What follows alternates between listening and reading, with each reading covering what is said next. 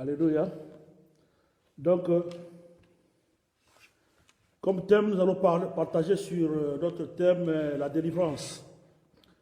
Et quand on parle de la délivrance, c'est-à-dire, c'est quelqu'un ou bien quelque chose qui était captif quelque part.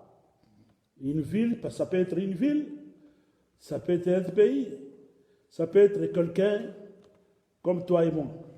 Mais nous parlons, quand on parle de la délivrance, nous parlons sur la délivrance qui est humaine.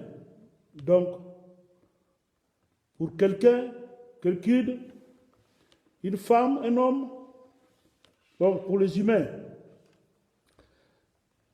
Ce que nous allons comprendre que nous tous, nous vivons dans ce monde, nous sommes des gens qui sont, quand on est né, nous naissons dans le péché, dans Adam et Ève. Pour bien comprendre, nous allons voir le temps passé, c'est-à-dire le peuple hébreu, le peuple d'Israël, qui était captif en Égypte. Et il y a un moment aussi, ils étaient délivrés. Donc, en vrai, la délivrance, c'est être esclave quelque part. Dépendre de quelqu'un. Dépendre des gens. Donc, toi-même, tu ne peux pas. Tu n'as pas le pouvoir. Tu n'es pas libre. Tu dépends de quelqu'un. Là, tu es captif quelque part. C'est comme un animal qu'on a attaché. Et on l'a attaché encore dans un arbre ou bien dans quelque part. Donc, il a des limites. Il peut marcher, mais tant qu'il est lié, il va s'arrêter jusque là, le cordon, ça s'arrête. Ou bien le fil, ça s'arrête. Donc, il est limité. C'est comme quelqu'un qui est captif. Donc, vous êtes encore esclave, vous dépendez de quelqu'un. Et là, vous avez besoin de la délivrance. S'il faut parler de la délivrance, c'est Jésus qui est l'auteur de la délivrance. Bien qu'il y a beaucoup de gens qui aiment parler de la délivrance, et ne comprennent pas parfois aussi. Parce que beaucoup de gens croient que la délivrance, c'est délivrer quelqu'un qui était peut-être envoûté, malade quelque part, avec de mauvais esprits. Oui, c'est un de délivrance aussi. Même la cigarette, quelqu'un qui fume la cigarette, quand il laisse la fumer, c'est aussi une délivrance. Parce qu'avec la cigarette, ça peut lui amener à la mort. Voire même dans les paquets de cigarettes, ça montre, on a bien écrit que ça tue. Alors, quelqu'un qui laisse la cigarette, c'est quelqu'un qui est délivré de la cigarette. C'est-à-dire que c'est quelqu'un qui est délivré de la mort ou bien des conséquences de la cigarette. Et cette personne, c'est parce qu'il avait eu conscience des conséquences de la cigarette. Et à bien voir, et réellement, la délivrance, il n'y a que Jésus qui délivre. C'est lui qui est l'auteur de la délivrance. C'est lui qui délivre la vraie délivrance. Parce que Jésus-Christ est la lumière. Quand il y a l'obscurité quelque part, n'est-ce pas, si vous êtes nombreux dans une salle, par exemple, et qu'il n'y a pas de la lumière, n'est-ce pas, vous allez vous cogner les uns les autres. Vous allez vous piétiner les uns les autres. Pour qu'il y ait la paix, il faut qu'il y ait la lumière. Et cette lumière, en réalité, c'est Jésus-Christ qui est la lumière. C'est lui qui éclaire, afin que nous puissions voir les dangers qui sont auprès de nous, afin que nous puissions être sauvés. Nous allons prendre Matthieu 4,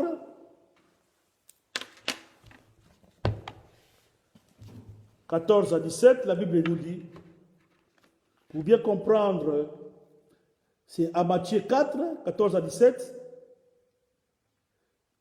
ou bien Ésaïe 9, 2. Mais nous prenons dans le Nouveau Testament, Matthieu 4. Qu'est-ce que la Bible nous dit au sujet du ténèbre ou bien de l'obscurité? La Bible dit, afin que s'accomplisse ce qui a été annoncé par Ésaïe, le prophète. Le peuple des Zaboulon et de Nephtali, de la contrée voisine de la mer, du pays au-delà du Jourdain, et de la Galilée, de païens, ce peuple assis dans les ténèbres a vu une grande lumière, et sur ceux qui étaient assis dans la région de l'ombre de la mort, la lumière s'est levée. Dès lors, Jésus commença à prêcher et à dire, repentez-vous, car le royaume des cieux est proche. Amen. Donc on voit, si on regarde aussi dans Ésaïe 9, on parle toujours de l'ombre de la mort, de l'obscurité. Et c'est Jésus qui est la lumière qui était venu pour éclairer le monde. Nous qui étions dans l'obscurité, c'est-à-dire où le diable régnait, mais quand Jésus est venu, il est venu pour nous sauver. À tous ceux qui vont accepter Jésus, ils ont la délivrance. C'est Jésus qui est l'auteur de la vraie délivrance. Parce que la vraie délivrance, tout d'abord, c'est de quitter les ténèbres et d'aller dans la lumière. Du ténèbre à la lumière. C'est ça la vraie délivrance. Et c'est Jésus qui est la porte ou l'auteur de la délivrance. Vous allez voir Moïse qui était dans l'Égypte. Dieu lui a confié cette mission pour délivrer son peuple. Ils étaient en esclaves en Égypte. Pour comprendre que quelqu'un qui est captif, c'est comme quelqu'un qui est mort. Parce qu'il est esclave quelque part. Il dépend des gens. S'il faut manger, on lui donne à manger. Si on ne peut pas manger, on ne lui donne pas à manger. Donc il ne dépend pas de lui-même. Il dépend des gens. C'est ce que les gens, le peuple d'Israël, ou bien le peuple hébreu, ils ont subi en Égypte. Ils étaient esclaves, ils travaillaient pour les Égyptiens, pour les intérêts des Égyptiens. Mais Dieu, comme a un plan merveilleux, il avait suscité Moïse afin qu'il soit quelqu'un qui va amener la libération ou bien la délivrance à son peuple. Vous savez, Dieu est esprit. On ne le voit pas comme ça. Il utilise, il travaille seulement, pas toujours, mais il travaille aussi avec nous. Voilà pourquoi il avait choisi Moïse afin qu'il puisse libérer son peuple en Égypte. Vous verrez que s'il faut parler de la délivrance du peuple d'Israël, vous allez voir que le pharaon, dans ce temps-là, n'avait pas voulu libérer le peuple de Dieu. Mais Dieu avait touché, c'est Dieu qui avait touché le cœur du pharaon de ne pas lâcher pour un moment. Et puis à un moment, Dieu voulait démontrer sa puissance afin qu'on puisse savoir, connaître le Dieu de Moïse ou le Dieu de ce peuple-là, le peuple hébreu. Et Dieu avait manifesté sa puissance. Et à la fin, Pharaon avait libéré le peuple de Dieu en Égypte. Malgré ça, il nous avait suivis dans le désert afin qu'ils puissent finir avec eux. Mais on voit que ils étaient tombés dans la mer, ils étaient engloutis dans la mer. Parce que c'est Dieu qui combattait pour eux. Alors on voit la vraie délivrance, s'il faut parler de la délivrance, il y a une seule délivrance. Oui, il y a une seule délivrance, de quitter le monde des ténèbres et aller à la lumière. De quitter le monde et d'aller à la lumière qui est Jésus, d'accepter Jésus. Quelqu'un qui cherche la délivrance, la vraie délivrance, c'est toujours par Jésus. Oui, la Bible dit, quiconque invoquera le nom de Jésus sera sauvé. Dieu sauve. Tu peux sauver le corps, la chair humaine. Tu peux être sauvé, mais ton âme n'est pas sauvée. Tant que tu n'avais pas accepté Jésus, tu n'es pas sauvé. Tu pouvais être sauvé dans une maladie, dans un problème. On a prié pour toi, on a chassé les démons. Mais sache que, comme tu vis encore et tu n'as pas accepté Jésus, tu ne veux pas accepter Jésus, tu ne veux pas suivre Jésus, sache que ta délivrance était partielle. C'était une délivrance passagère ou bien mondaine. C'est une délivrance qui était seulement utile sur terre, dans ce monde seulement. Mais pour l'avenir, entrer au paradis, il faut d'abord accepter Jésus.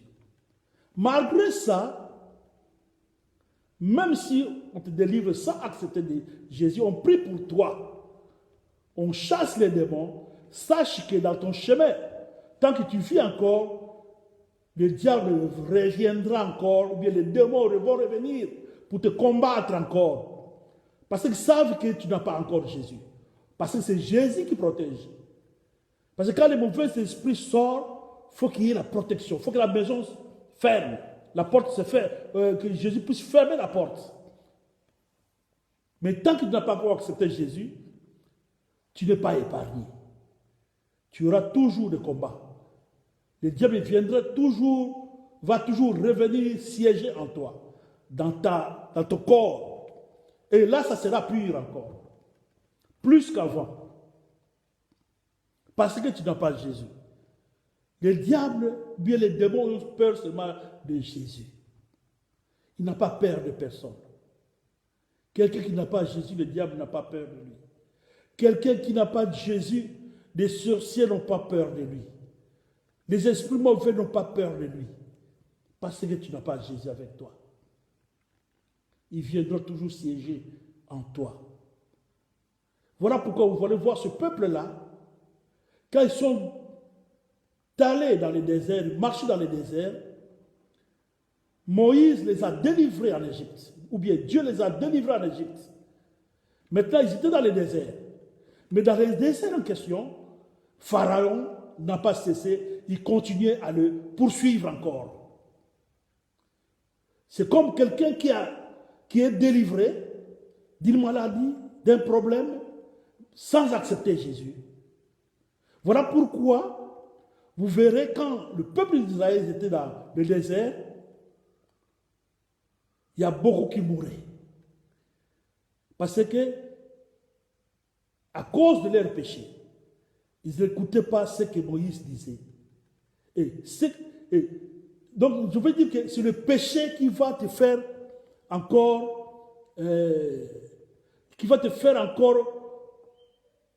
ouvrir une porte en toi. Parce que tu n'as pas encore Jésus.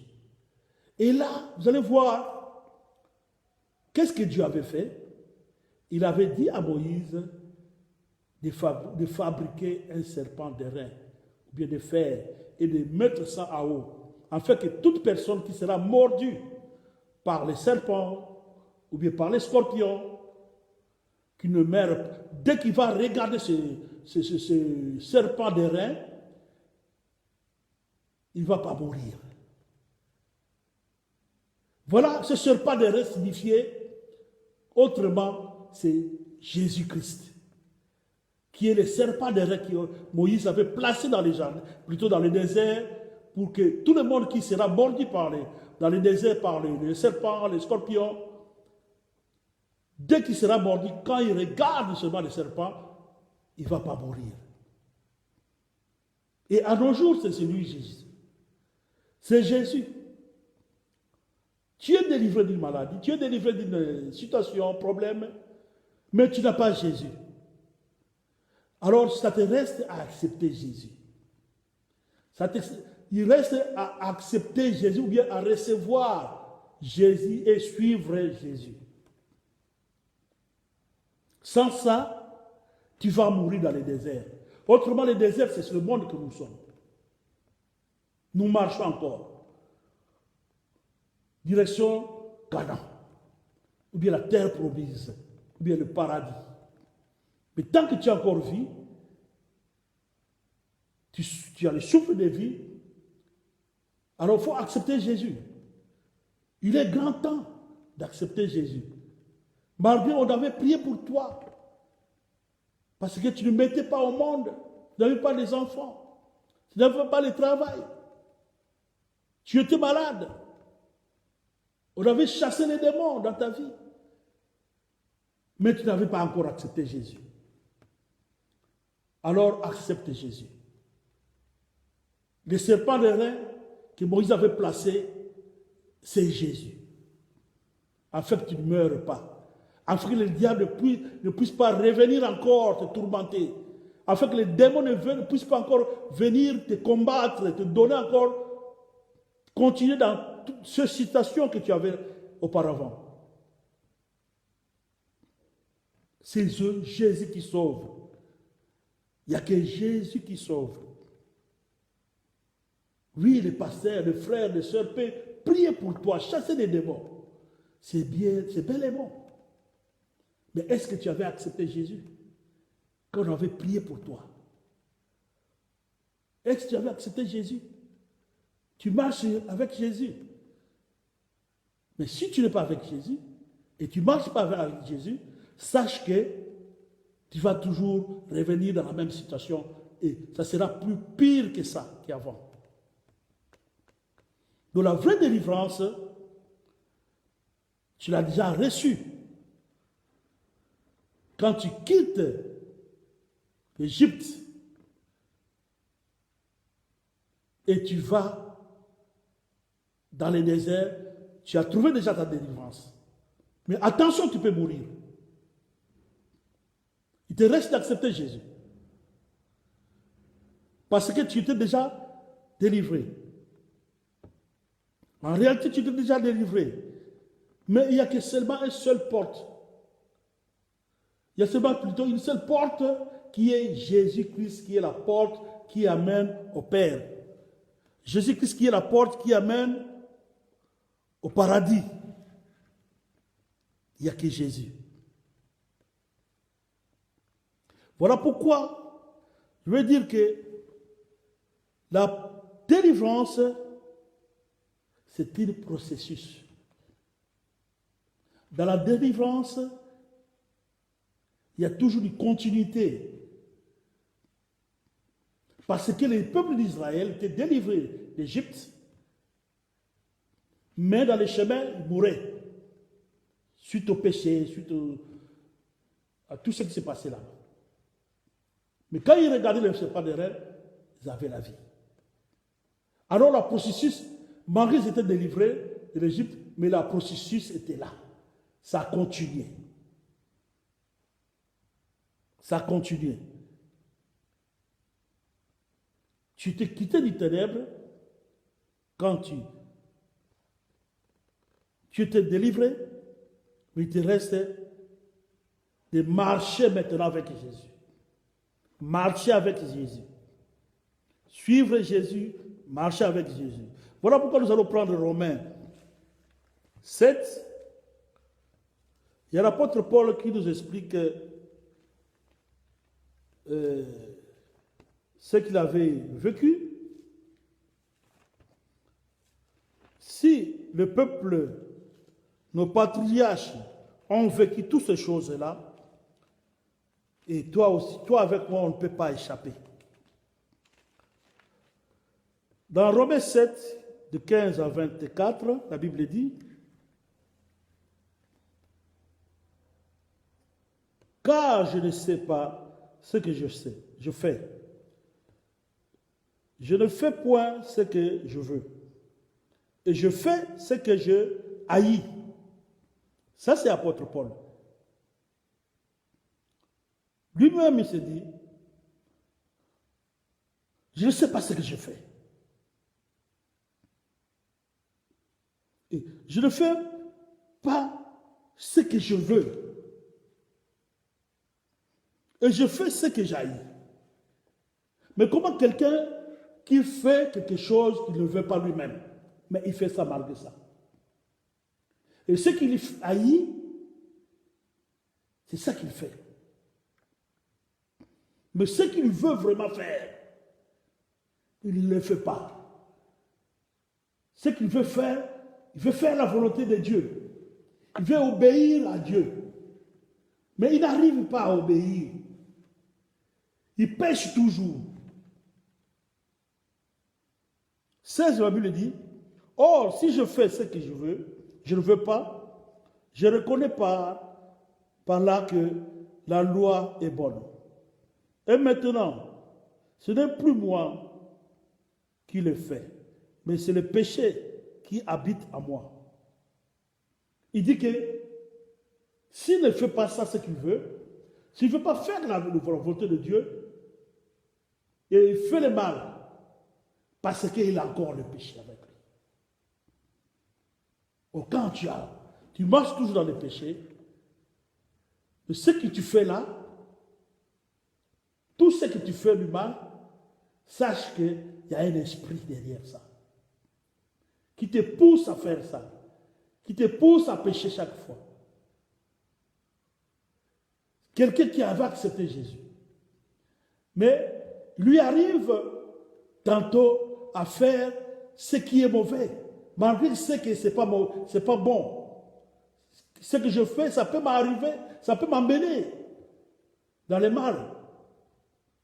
Et le Seigneur ne sera pas content. Dieu ne sera pas content. Malgré ça, tu fais ça. Tout ça, c'est parce qu'il y a un esprit qui te pousse de faire ça. Ce n'est pas le Saint-Esprit, mais c'est l'esprit mauvais qui te combat. C'est un combat de la foi. C'est un combat de la foi de ne pas croire ou de ne pas mettre en pratique la volonté de Dieu. C'est un combat de la foi ou bien un combat spirituel. Mais à comprendre ça, s'il faut lire jusqu'à 24, nous allons remarquer d'abord ce que j'ai dit, c'est que lui-même, apôtre Paul, il avait remarqué ça. Il ne fait pas ce qu'il veut. Et ce qu'il haït, il fait ça. Alors bon, il sait lui-même, sa conscience lui a interpellé. Alors c'est le premier des choses dans la vie d'un chrétien ou bien de quelqu'un, d'une personne,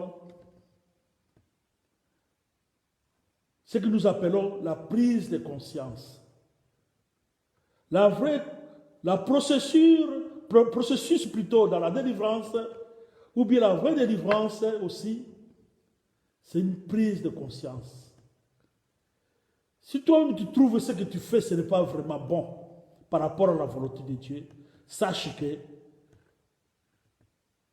tu vas lentement et doucement dans le ravin. Donc, ta conscience doit toujours t'interpeller que tu es dans le mal. Alors, il faut revenir à Dieu.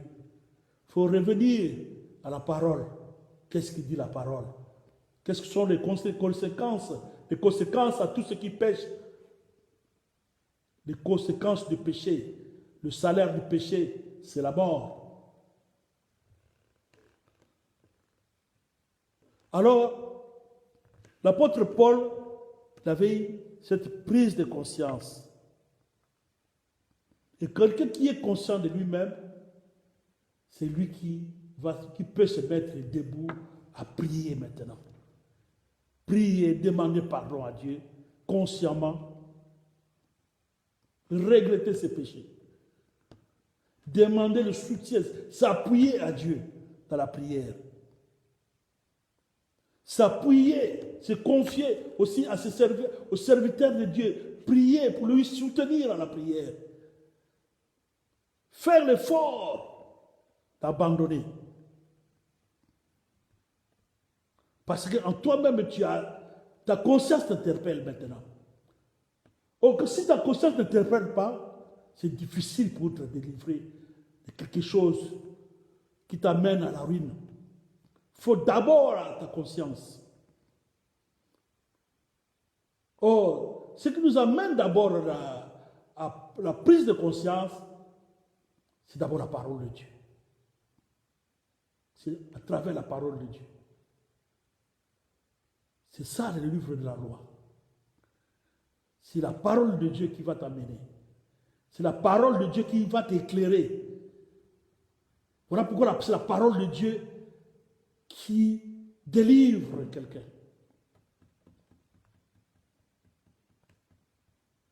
Et apôtre Paul, la Bible dit, je continue. Et si je fais ce que je ne veux pas, ce n'est plus moi qui le fait, c'est le péché qui habite en moi. Je trouve donc en moi cette loi quand je veux faire le bien. Le mal est attaché à moi, car je prends plaisir à la loi de Dieu, selon l'homme intérieur. Mais je vois dans mes membres une autre loi qui lutte contre la loi de mon entendement et qui me rend captif de la loi du péché qui est dans mes membres. Donc sa conscience lui a interpellé. Il a vu que dans ses membres, dans son corps, il y a quelque chose qui lui amène à faire les péchés. Tes membres, ta bouche peut t'amener aussi à faire les péchés, à injurier, à parler le mal des gens, à critiquer les gens, à insulter les gens. C'est des petits membres, la bouche, la langue.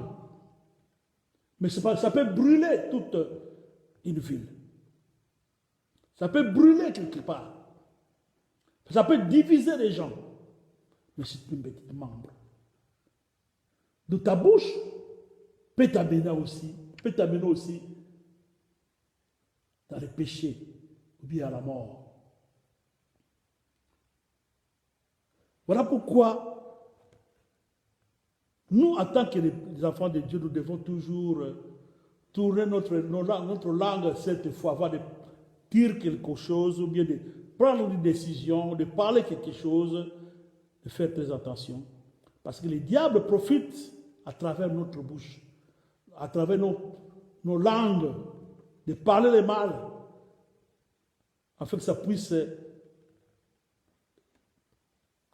mettre le feu quelque part, diviser les gens. Ta main aussi peut t'amener dans le mal. Tes organes dans ton corps peuvent t'amener dans le mal. Croyant que tu fais ça, mais il y a un esprit derrière ça. Il y a un esprit d'impudicité en toi. Tu es toutefois à chercher des femmes, à chercher des hommes, parce qu'il y a un esprit qui t'anime à faire l'impudicité, à faire l'adultère. Alors tu as besoin de la délivrance. C'est ça, le processus de la délivrance. La vraie délivrance, c'est de quitter du ténèbre à la lumière.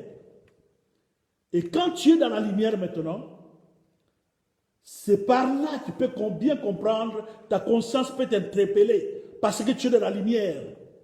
C'est comme quelqu'un qui est dans l'obscurité. Quand on va ouvrir la lumière, on va mettre la lumière, tu verras les dangers qui étaient à tes côtés.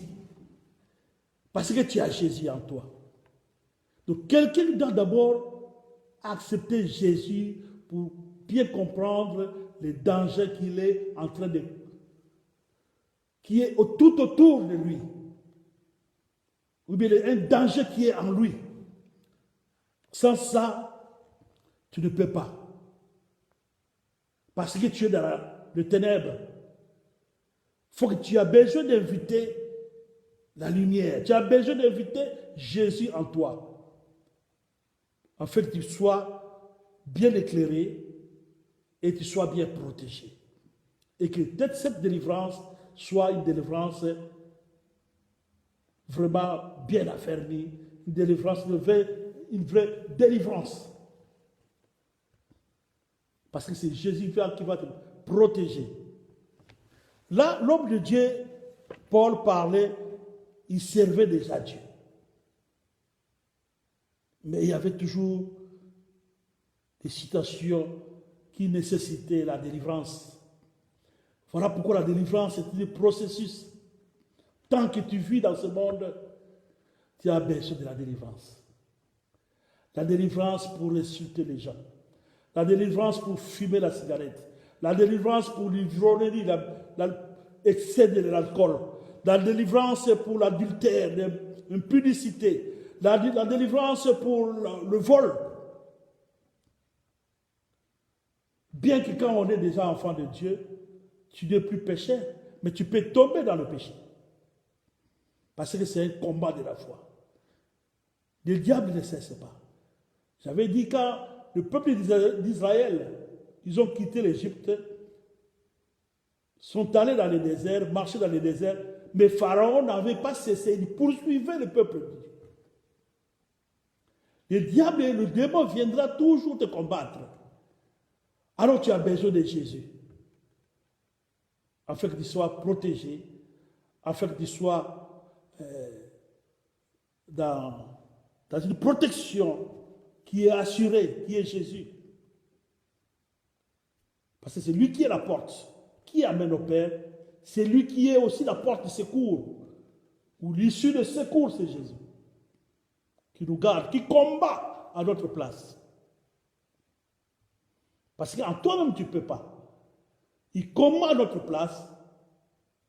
À travers tes prières que tu vas commencer à prier.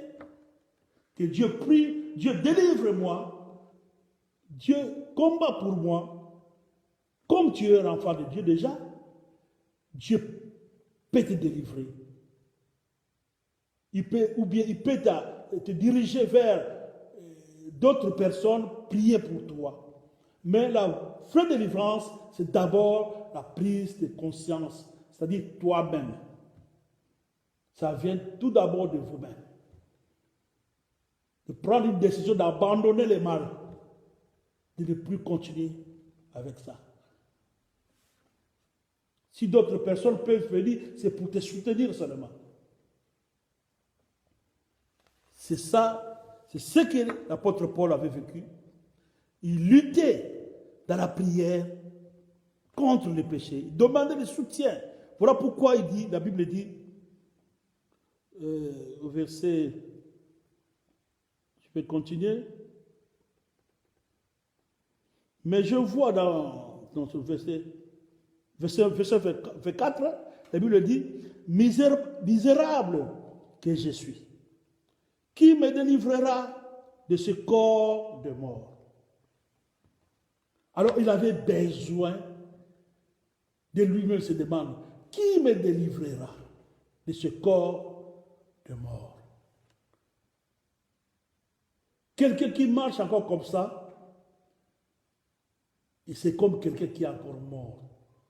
Tu as besoin de la délivrance.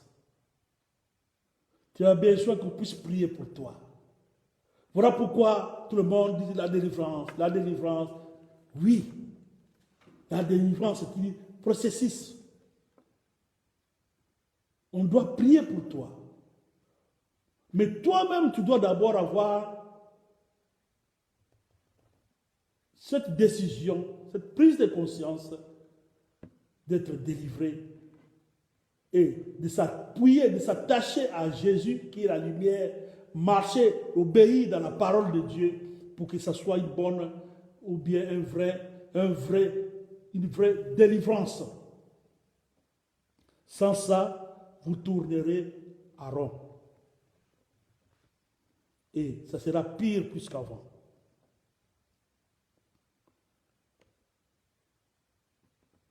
La vraie délivrance, c'est Jésus qui est l'auteur de la vraie délivrance. Vous devez crucifier cette vieille homme, nature, tout ce qui se faisait avant. Ne pas revenir à ce que tu avais abandonné. Et la vraie délivrance, c'est de méditer chaque jour, ou bien de méditer et de mettre en pratique la parole de Dieu. Quelqu'un qui médite plutôt la parole de Dieu et le met en pratique. C'est-à-dire, vous méditez, vous priez, vous mettez en pratique. Ce n'est pas méditer seulement, lire seulement, mais le mettre en pratique. De toi-même, même si on ne prie pas pour toi, il y a des choses que tu peux laisser sans qu'on puisse te supporter par quelqu'un. Sans qu'on puisse prier pour toi, chasser les démons. Mais de toi-même, tu peux laisser ça en pratiquant la parole de Dieu et dans la prière. Comme les choses comme les cigarettes, tu peux l'abandonner de toi-même sans qu'on puisse prier pour toi. Prendre seulement une décision. L'alcool, tu peux l'abandonner. Excès d'alcool, tu peux l'abandonner. C'est en méditant, en pratiquant la parole de Dieu et dans la prière. Parce que c'est ça qui amène à la réussite. C'est ce qu'on avait dit à Josué. Médite ce livre de la loi jour et nuit, afin que vous puissiez réussir à tout ce que vous allez entreprendre. Sans ça, vous ne pouvez rien. C'est la parole de Dieu. C'est Jésus-Christ qui délivre. Vous pouvez voir Lazare qui était mort. Et son ami, Jésus-Christ, on lui avait appris que Lazare était mort. Mais il était vraiment mort. Mais Jésus-Christ, qu'est-ce qu'il avait dit? Ce n'est pas aussitôt qu'il était venu. Il avait retardé aussi pour arriver là-bas. Mais arrivé là-bas, dans Jean 11, 43 à 44, la Bible dit, ayant dit cela, il cria d'une voix forte, Lazare, sors. Et les morts sortit, les pieds et les mains liés de bandes et le visage enveloppé d'un linge. Jésus leur dit, déliez-les et laissez-le aller. Amen. Donc on voit la délivrance de quelqu'un qui était mort et Jésus est venu lui ressusciter. En réalité, c'est une mort spirituelle. Quelqu'un qui n'a pas encore accepté Jésus, c'est comme quelqu'un qui était mort. C'est quelqu'un qui est mort spirituellement. Et cette mort spirituelle va t'amener à la mort éternelle. Parce que tu n'as pas accepté Jésus. Mais quand Jésus est venu, il a appelé Lazare, Lazare sort. Le mort a écouté la voix du roi des rois. Le mort a écouté la voix de Jésus. Il est ressuscité. Il était ressuscité. Voilà, la Bible dit, personne ne peut venir à Dieu si lui-même ne lui appelle pas. Nous tous, c'est Jésus qui nous a appelés. Parce qu'il a versé son sang sur la croix de Golgotha pour tout peuple, pour toute tribu et pour toute nation. Toi qui n'as pas encore accepté Jésus, Jésus a besoin de toi. Il t'appelle, c'est pas quoi. Il t'appelle, mais peut-être c'est toi qui ne veux pas, c'est toi qui résistes d'accepter Jésus. Mais sache que ça va t'amener à la mort. Parce que tu n'as pas de parapluie. Tu n'as pas de... Il n'y a personne qui te protège. Les diables, les démons vont jouer en toi.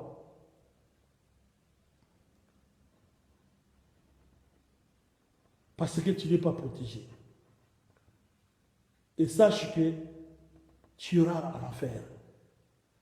Parce que tu n'as pas voulu accepter Jésus. Parce que c'est Jésus qui est la porte qui amène au Père. C'est Jésus qui est le chemin, la vérité, la vie. C'est lui qui amène au paradis. C'est lui qui nous va amener jusqu'au paradis. Et c'est son esprit qui est en nous. C'est Jésus-là. Il est aussi en nous qui ont accepté Jésus. Qui est le Saint-Esprit. Le Saint-Esprit, c'est l'Esprit de Jésus qui était venu le jour de Pentecôte.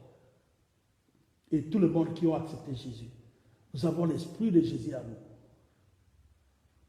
Toi qui n'as pas encore accepté Jésus, tu n'as pas l'Esprit de Jésus en toi. Tu n'as pas encore le Saint-Esprit en toi. Bien que tu es, Dieu a un plan merveilleux pour toi. Il veut que tu viennes, que tu puisses l'accepter. Que tu puisses confesser de ta bouche d'accepter Jésus. Afin que tu puisses être sauvé. Afin que tu puisses être délivré. Quitter du ténèbre et aller à la lumière. Qui est Jésus. Parce qu'il y a des gens où qui vont hériter le royaume des cieux sans même qu'il y ait un processus dans la délivrance de tout ce que je suis en train de citer. Il y a des gens comme ça. On va arriver. Voilà pourquoi vous allez voir, Lazare était ressuscité. Il était délivré. Et la Bible dit, quand Jésus l'avait ressuscité, c'est-à-dire délivré de la mort, et il était maintenant la vie. C'est comme quelqu'un qui quitte le monde et il accepte Jésus. C'est Jésus qui donne la vie. C'est Jésus qui est la vie. Et Jésus, qu'est-ce qu'il a dit? Toujours dans ce verset-là, il a dit, parce qu'il était lié de bandes, Jésus leur dit, déliez-les et laissez-les aller. C'est ça, le processus. Ça, ce n'est que le processus de délivrance. Quelqu'un peut être sauvé aussi sans ce processus. Mais il est sauvé. Il y a le voleur dans la croix qui avait accepté Jésus sur place. Il avait accepté Jésus sur place. Dans Luc 23, 42 à 43. Là, c'est la souveraineté de Dieu qui oblige maintenant. Dieu est souverain. Tu verras que aussitôt le brigand avait accepté Jésus, c'est-à-dire il avait reconnu Jésus, et Jésus lui avait dit, toi avec moi nous serons au paradis aujourd'hui même. Toi avec moi nous serons au paradis. Parce que il avait accepté Jésus. Donc il était sauvé. Il avait quitté ce qui est le ténèbre, il avait accepté la lumière qui est Jésus. Et il était sauvé, sans processus qui se poursuivait. Aussitôt, il était sauvé. Il n'y avait plus de processus de la délivrance. Donc, il avait accepté Jésus, puis il était mort. Mort, mais il avait hérité le royaume de Dieu, le paradis. Et dans le cas de Lazare, il y avait du processus à suivre parce qu'il était encore en vie.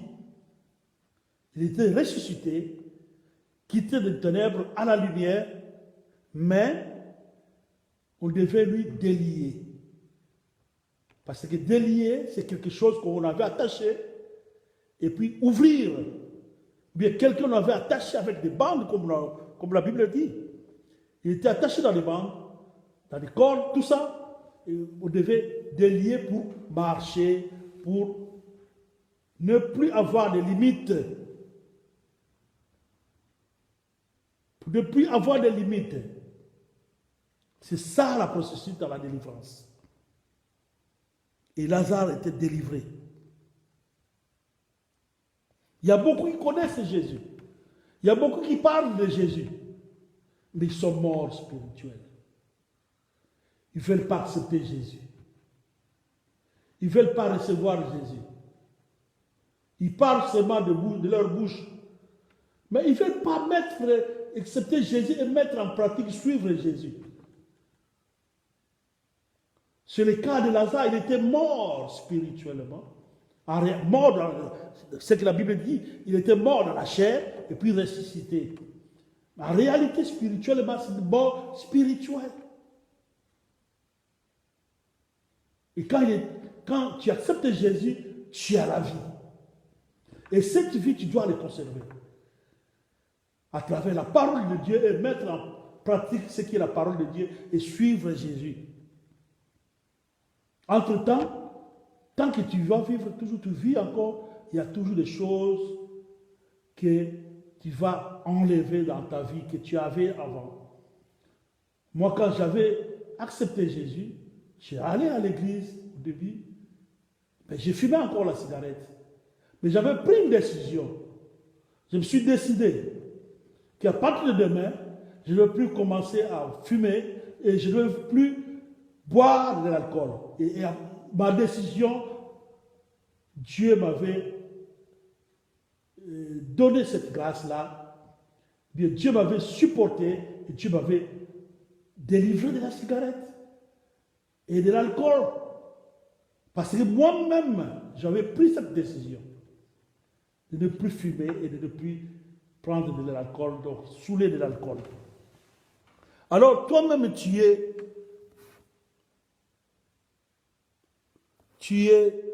tu peux se faire délivrer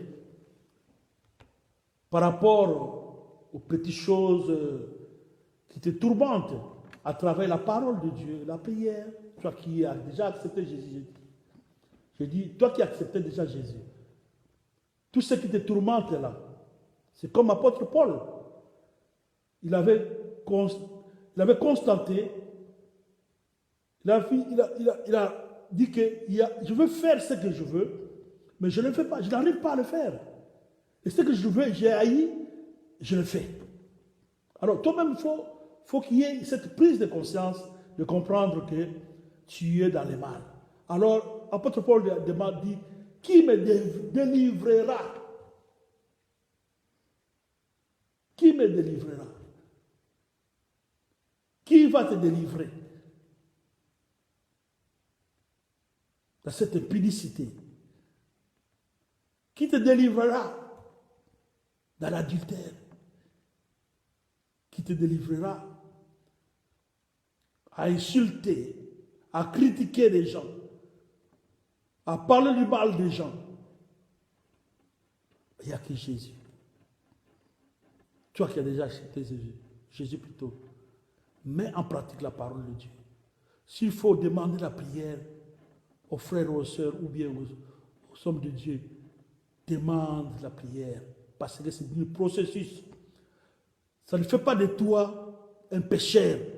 Tu es déjà un enfant de Dieu, mais La délivrance, c'est du processus. Les choses ne vont pas, humilie-toi, demande cette délivrance. Apôtre Paul, cherchez qui me délivrera. Alors la délivrance, c'est un processus. Mais cherche d'abord cette grande, de quitter le monde du ténèbre, ou bien de quitter les ténèbres, toi qui n'as pas encore accepté Jésus, et de recevoir Jésus. C'est ça la délivrance, la vraie délivrance. Sans ça, tu vas tourner à rond. Tu peux aller chez les bishops, tu vas aller chez les frères, les sœurs, prier, chasser les démons pour toi. Mais tant que tu n'as pas accepté Jésus, tu ne marches pas, tu ne suis pas Jésus, sache qu'il faut revenir un jour et ça sera pire que ça. Ah, là, c'est une fausse affaire. Donc tu n'as rien fait. Et tu ne vas pas hériter le royaume des cieux, le paradis. Parce que tu n'as pas accepté Jésus. Tu as préféré seulement qu'on puisse prier pour toi, pour avoir le travail, et tu abandonnes tout. Tu ne veux pas accepter Jésus. Et celui qui délivre, c'est Dieu. C'est lui-même Jésus qui délivre. C'est pas lui, c'est une personne qui délivre. Dieu utilise seulement des gens. De toi-même aussi. Comme un chrétien, si tu es déjà un chrétien, tu peux prier pour d'autres choses et tu verras que tu seras stable. La délivrance, la vraie délivrance, c'est Jésus qui est l'auteur de la délivrance. Et c'est lui qui est souverain. Et sa souveraineté oblige. Vous allez voir l'homme, le brigand de la croix, sur la croix plutôt. Il n'y avait pas un processus pour lui. C'est aussitôt qu'il avait accepté Jésus. Et il était sauvé bien qu'il était mort. Mais il était au paradis. Il est au paradis. Voilà pourquoi, en tant qu'enfants de Dieu, nous devons faire très attention. Vraiment, on a beaucoup à dire. Que Dieu vous bénisse au nom puissant de Jésus-Christ. Amen.